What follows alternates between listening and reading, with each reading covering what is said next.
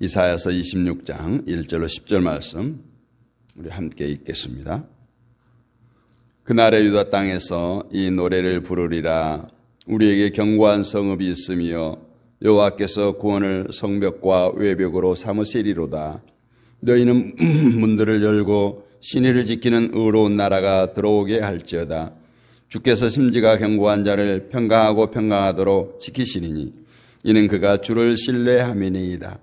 너희는 여호와를 영원히 신뢰하라. 주 여호와는 영원한 반석이심이로다. 높은 데에 거주하는 자를 낮추시며 소순성을 헐어 땅에 엎으시되 진토에 미치게 하셨도다. 발이 그것을 밟으리니 곧 빈궁한 자의 발과 곤핍한 자의 걸음이로리로다. 의인의 길은 정직하며 정직하신 주께서 의인의 첩경을 평탄하게 하시도다. 여호와께서 주께서 심판하시는 길에서 우리가 주를 기다려 싸우며 주의 이름을 위하여 또 주를 기억하려고 우리 영혼이 사모하나이다. 밤에 내 영혼이 주를 사모하여 싸운즉 내 중심이 주를 간절히 구하오리니 이는 주께서 땅에서 심판하시는 때에 세계의 거민이 의를 배움이니이다. 악인은 은총을 입을지라도 의를 배우지 아니하며 정직한 자의 땅에서 불의를 행하고 여호와의 위엄을 돌아보지 아니하는도다. 아멘. 할렐루야. 의인의 길이라는 제목으로 함께 은혜를 나눕니다. 앞 시간에 하나님의 뜻으로 심판을 받는 것은 그 심판으로 끝나는 것이 아니라 심판에 이어서 우리 성도의 눈물을 씻겨주시는 것까지 하나님의 일이요, 하나님의 뜻이다, 이렇게 말씀을 드렸습니다. 때문에 우리는 과연 나에게 주를 위해서 흘려진 눈물이 있느냐, 이런 것을 생각해 봐야 됩니다. 하나님은 성도의 모든 눈물을 닦아주는 것이 아닙니다. 우리가 흘리는 눈물은 대부분 주님 때문에 흘리는 눈물이라도 보다 우리 자신의 일, 나의 자존심 때문에, 나의 아픔 때문에 흘리는 눈물들이 더 많습니다. 내가 사람 앞에서 눈물을 흘린다는 것은 슬픔이거나 또 자존심이 살아있다는 증거예요. 그래서 우리가 하나님 앞에 나와서 눈물을 흘린 것을 보면 물론 회개의 눈물도 있을 수 있고 감사와 기쁨의 눈물도 있을 수 있지만 대부분이 나는 왜 이렇게 살아야 합니까? 왜 내게 이런 시련과 고통을 줍니까? 이런 자신을 포기치 못한 불평과 불만, 억울함에서 흘리는 눈물이 대부분이라는 거예요. 하나님은 이런 눈물을 씻어주신다고 하지 않습니다. 하나님은 우리에게 주님 때문에 흘리는 눈물이 있는가를 보십니다. 물론 이것은 실제로 흘린 이러한 수분, 눈물만 의미하는 것이 아니라 주님을 위해서 살아가는 삶의 전체를 말하는 거예요. 결국 우리 그리스도인들에게 있어서 중요한 문제는 누구를 위해서 살아가는 인생인가 하는 거예요. 나를 위해서 사는 인생이라면 눈물은 모두 자신을 위한 눈물일 것이고 주님을 위해서 사는 인생이라면 그 흘리는 눈물이 주님 때문에 당하는 고통과 핍박 속에서 흘리는 눈물일 것입니다. 때문에 우리 성도는 육신이 잠시 머물러 살아가는 세상에서 우리의 믿음으로 인해서 힘든 일이 있다 할지라도 마지막에 소망, 하나님께서 우리의 눈물을 씻겨주신다고 하는 그 위로의 소망이 있기 때문에 얼마든지 참고 견디며 살아갈 수가 있습니다. 로마서 5장 3절과 4절을 보면 우리가 환난 중에도 즐거워하나니 이는 환난은 인내를, 인내는 연단을, 연단은 소망을 이루는 줄 알미로다 했습니다. 이것이 바로 하나님을 제대로 아는 성도의 삶이에요. 우리가 소망을 가지고 산다는 것은 세상의 모든 일은 하나님의 뜻과 계획 속에서 이루어진다는 것을 알기 때문에 그렇습니다. 그래서 소망은 그 하나님의 뜻과 계획이 이루어지는 마지막을 보고 살아가는 거예요.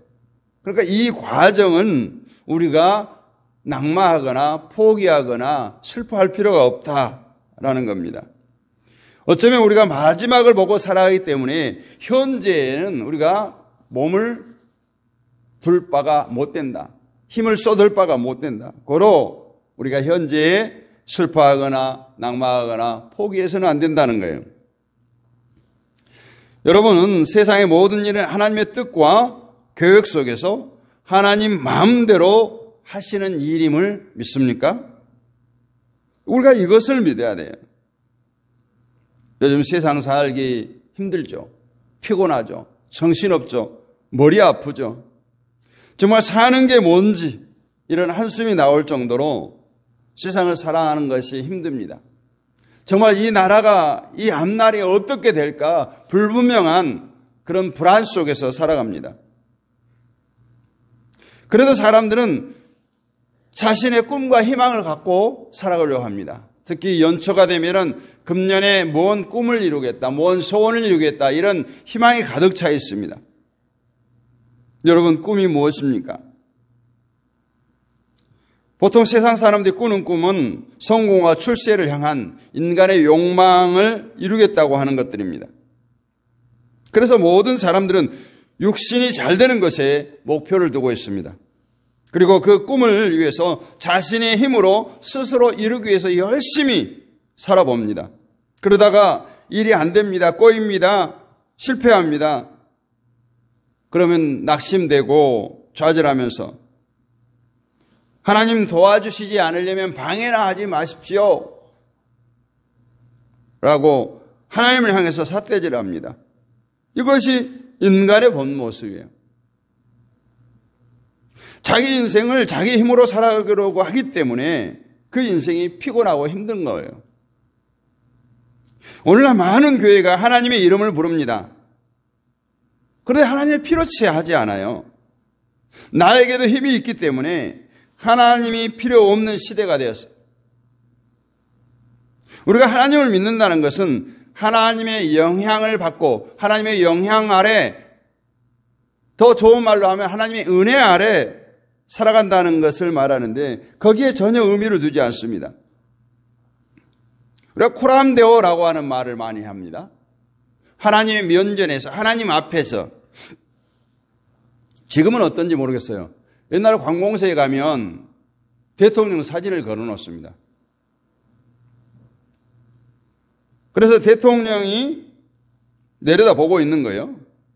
그래서 대통령의 그 사진을 보면서 공무원들 너희들 대통령이 추구하고자 하는 정책을 따르라. 그리고 부정 저지르지 말아라. 부패하지 말아라. 이렇게 내려보고 있는 거예요. 너희들은 대통령의 다스림을 받는다. 이런 의미죠. 그런데 공무원들이 과연 사무실에 대통령 사진이 있다고 해서 부정부패 저지르지 않던가요? 다 부정부패 저지릅니다. 요즘 교인들이 어쩌면 하나님을 믿는 것이 마치 이와 같다는 거예요.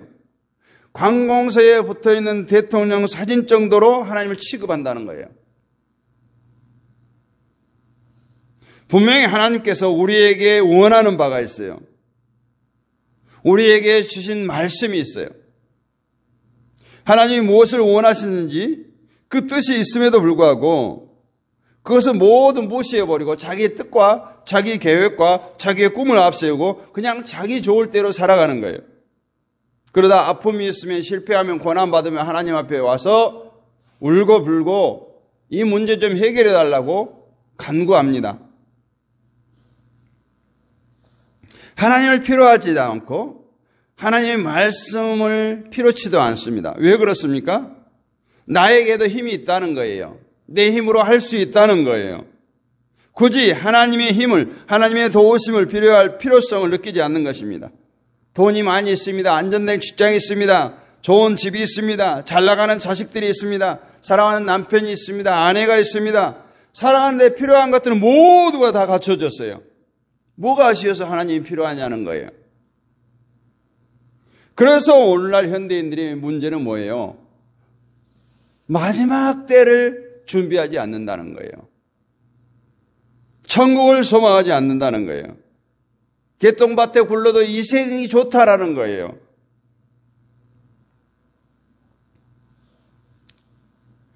하나님 나라의 장차 하나님께서 우리의 눈물을 씻어주실 성도는 과연 누구일까? 오늘 본문을 통해서 알아봅니다. 5절 6절을 다시 보면 높은 데에 거주하는 자를 낮추시며 솟은 성을 헐어 땅에 엎으시되 진토에 미치게 하셨도다. 발이 그것을 밟으리니 곧 빈궁한 자의 발과 곤핍한 자의 걸음이리로다. 여기서 말하는 높은 데 거하는 자, 솟은 성으로 표현된 것은 두말할 것 없이 세상에서 높아지는 것, 세상을 좋아하는 것, 세상의 좋은 것에 취해서 살아가는 사람들을 말하고 있어요. 하나님은 그런 그들을 마지막에 낮추시고 헐어버린다고 해요. 그럴 뿐만 아니라 그들을 짓밟히게 한다는 거예요. 근데 누구에게 짓밟히게 합니까? 빈궁하고 궁핍한 자들. 너희들이 세상에서 무시했던 자들, 천대했던 자들이 너희들을 밟는다는 거예요. 빈궁하고 궁핍한 자들이, 마음이 가난한 자들이, 심령이 가난한 자들이 천국이 도래하면 세상을 지배하고 세상을 짓밟는다는 겁니다.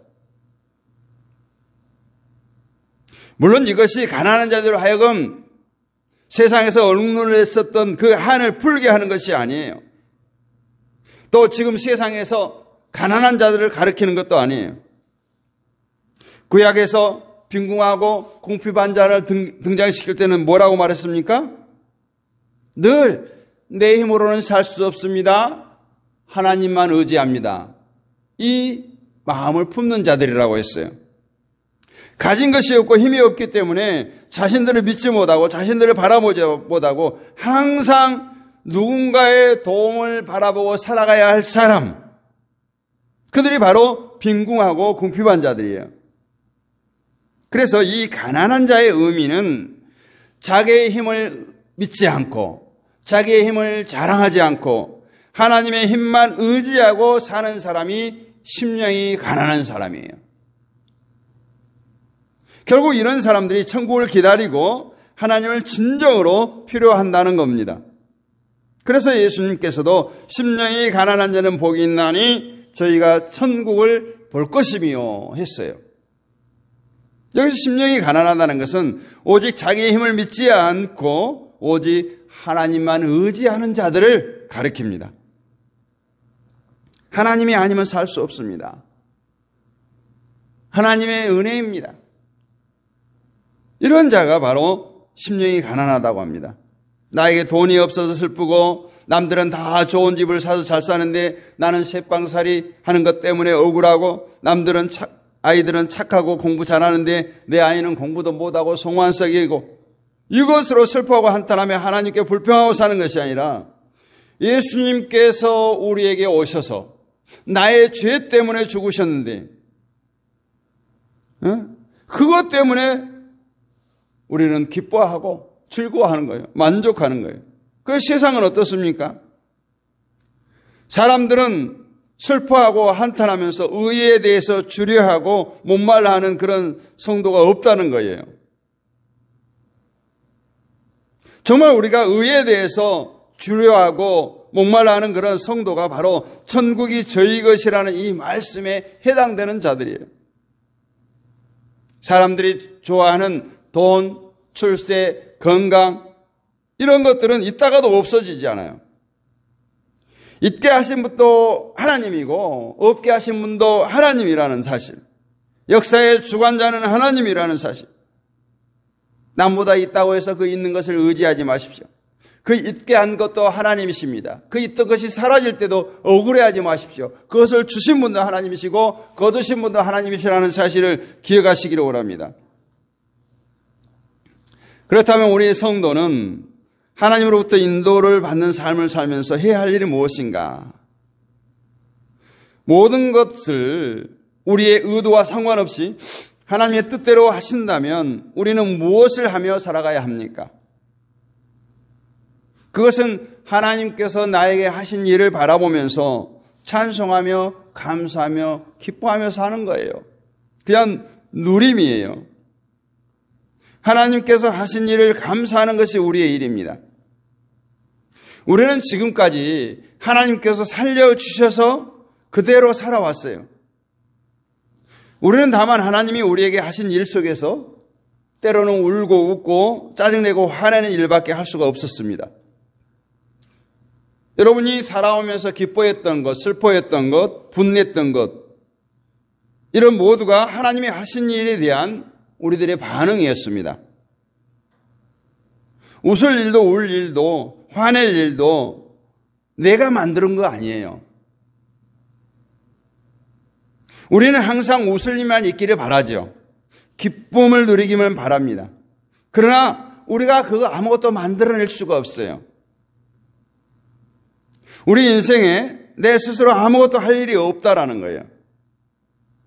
그런데 어리석은 사람들은 자기 인생을 자기 스스로 책임지려고 합니다. 자기 힘으로 살아보려고 발버둥칩니다. 정 안 되면 하나님 지금 내 인생을 바꿔달라고, 내 마음에 드는 쪽으로 바꿔달라고 애원하기도 합니다. 그러나 우리 인생은 드라마이에요. 우리 인생은 드라마인데 감독자는 하나님이십니다. 하나님이 무슨 대본을 쓰시고 우리에게 무슨 배역을 주실지 우리는 몰라요. 하나님이 오직 각본을 쓰시고 하나님이 연출하신 드라마가 우리 인생입니다. 여러분, 우리가 드라마를 보면서 때로는 울기도 하고 웃기도 합니다. 여러분, 드라마의 내용이 마음에 들지 않는다고 바꿔달라고 하면 바꿔줍니까? 그것도 안 돼요. 같은 이치예요. 우리가 살면서 힘든 일이 있든 편하게 살든 모든 것이 하나님께서 하신 일이에요. 내가 능력이 있어서 편하게 사는 것도 아니고 내가 죄가 많아서 힘들게 사는 것도 아니에요. 이것을 아는 우리 성도라면 기도할 때 하나님, 이 모든 것이 하나님의 은혜인 줄 압니다. 또는 이 모든 것이 하나님의 은혜임을 알게 하옵소서, 이렇게 기도해야 될 것입니다. 모든 것이 하나님의 은혜예요. 우리가 생각할 때 좋은 것만 은혜가 아니라 나쁘다고 생각되는 그 환경 속에서도 은혜를 발견하는 것. 모르겠으면 또 그것을 깨닫게 해달라고 기도하는 겁니다. 더 좋은 것을 얻으려고 기도하지 말고 현재 나에게 주어진 것만으로 하나님의 은혜인 것을 깨닫게 해달라고 기도하시기를 원합니다. 이런 성도가 마지막 때에 주의 궁정에서 거할 수가 있습니다. 오늘 10절 말씀을 보면 악인은 은총을 입을지라도 의를 배우지 아니하며 정직한 자의 땅에서 불의를 행하고 여호와의 위엄을 돌아보지 아니하는도다 했어요. 악인도 이렇게 은총을 입고 삽니다. 햇빛, 물, 공기, 모든 것이 하나님의 은혜로 살아갑니다. 그런데 이 은총을 몰라요. 은총으로 살면서도 은총을 모르는 것이 곧 악인의 모습이라는 겁니다. 모두 자기 힘으로 살아가는 줄 착각해요. 그래서 조금 잘 되면 자기가 잘해서 잘된 것 마냥 힘을 과시하고 자기를 자랑하죠. 마지막 때에 멸망받는 사람들은 은혜를 못 받아서 멸망받는 것이 아니라 은혜로 살았으면서 자기 힘으로 살았다고 착각하기 때문에 멸망받는 거예요. 오늘 우리도 하나님의 은혜로 삽니다. 주어진 은혜가 어떤 것인가? 주어진 은혜가 큰가 작은가에 관심을 두지 마십시오. 저 사람이 받은 것이 내가 받은 것보다 더 좋다는 생각일랑은 빨리 잊으시기를 바랍니다. 어떤 은혜를 받았느냐가 중요한 것이 아니라 내가 하나님의 은혜로 살아가는가를 아는 것이 중요합니다. 여러분, 나에게 주어진 이 모든 것이 하나님의 은혜입니다. 하나님께서 하신 일입니다. 이런 고백을 할 수 있는 여러분이 되시기를 원합니다. 여러분은 의인의 길을 걸어가는 제대로 된 성도일 것입니다. 오늘 7절 말씀을 보입니다. 의인의 길은 정직함이요 정직하신 주께서 의인의 첩경을 평탄케 하시도다. 의인에게는 평탄한 길을 주신다는 거예요. 이것이 하나님의 은혜입니다. 의인에게 주시는 이 하나님의 은혜를 마음껏 누리시기를 원합니다. 또한 이 의인의 길을 세상의 어떤 것이 방해할지라도 그 앞에 어떤 고난의 장벽이 가로막을지라도 꿋꿋이 걸어갈 수 있는 여러분이 될 수 있기를 주님의 이름으로 축복합니다. 은혜가 풍성하신 하나님 감사합니다. 이 새벽에도 우리를 흔들어 깨우셔서 주의 말씀을 주시니 감사합니다. 이 말씀이 우리의 삶의 이정표가 되게 하여 주옵소서. 우리의 인생은 하나님께서 연출하시고 감독하신 인생입니다. 아버지 하나님께서는 분명히 우리에게 의인의 길을 갈 수 있는 각본을 썼습니다. 우리가 늘 그릇된 삶을 통해서 우리 인생의 NG가 나지 않도록 하나님의 말씀을 바라보고 하나님의 사인을 바라보고 오늘 또 달려가는 우리 모두가 되게 하여 주옵소서. 그래야 하여 우리가 하나님의 마음을 시원케 해드리는 금년 한 해가 되게 하옵소서. 믿사옵고 살아계신 우리 주 예수 그리스도의 이름으로 감사하고 기도하옵나이다. 아멘. 하늘에 계신 우리 아버지, 아버지의 이름을 거룩하게 하시며 아버지의 나라가 오게 하시며 아버지의 뜻이 하늘에서도 같이 땅에서도 이루어지게 하소서. 오늘 우리에게 일용할 양식을 주시고 우리가 우리에게 잘못한 사람을 용서해 주는 것 같이 우리 죄를 용서해 주시고 우리를 시험에 빠지지 않게 하시고 악에서 구하소서. 나라와 권능과 영광이 영원히 아버지의 것입니다. 아멘. 할렐루야. 오늘 또 승리하셨습니다. 함께 하신 모든 분들 사랑하고 축복합니다. 나라와 민족을 위해서 우리 기도하겠습니다. 북한 땅을 위해서 기도하시고 한국 교회를 위해서 기도합니다. 세계 평화를 위해서 기도하시고 선교사님들을 위해서 기도합니다. 믿음의 동역자들, 또 육신의 질곡 가운데 있는 자들, 온라인 사역자들을 위해서 기도합니다. 우리 다음 세대 자녀와 친척과 친구, 이웃을 위해서 기도하겠습니다. 그리고 가정과 교회, 우리들의 삶의 터전인 사업장, 직장을 위해서 기도하겠습니다. 오늘 화요일입니다. 세계 평화를 위해서, 선교사님들을 위해서 집중적으로 기도하기를 원합니다. 주여 크게 한번 부르짖고 기도하겠습니다.